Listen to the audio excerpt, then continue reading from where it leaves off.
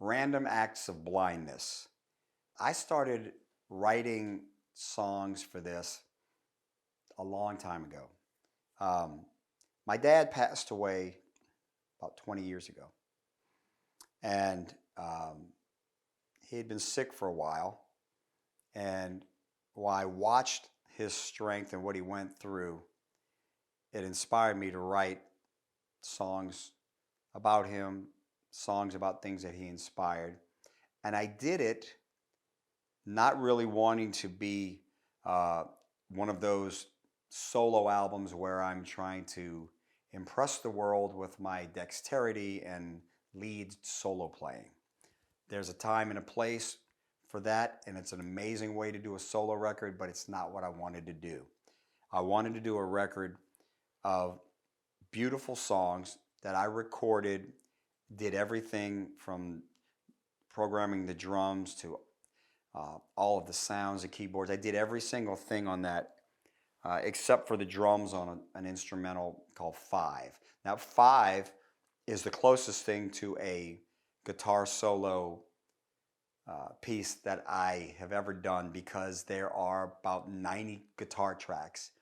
And this song was written and recorded at the same time. So I had the main riff, and I'm like, Rob, get behind the kit and just follow me. And I wrote piece by piece. The majority of that song is unique pieces that are never repeated ever again in the song. And there's tracks. And so I write a piece, and then we record it, and then I go, okay, this is where I want to go next. We record that. And we kept going on until we had this just insane roller coaster ride of a guitar solo piece. The rest of the songs are all, for lack of a better term, very melancholy, sad but uplifting and beautiful pieces written about my father. I tell you, it's I can listen to this thing over and over again and never really get tired of it. It was dedicated to my dad. It was written for him and by him.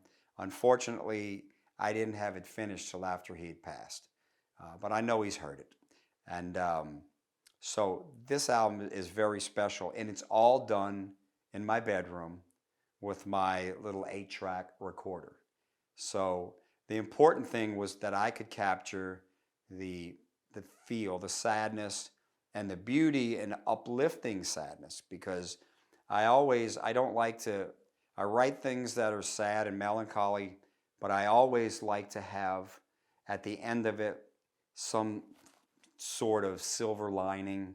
I don't want people to be upset and cry over a song and feel terrible after the song. I want them to be crying but have a smile on their face at the same time.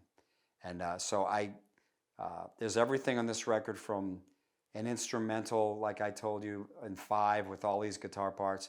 There's actually an ambient instrumental with all keyboards on it that I wrote.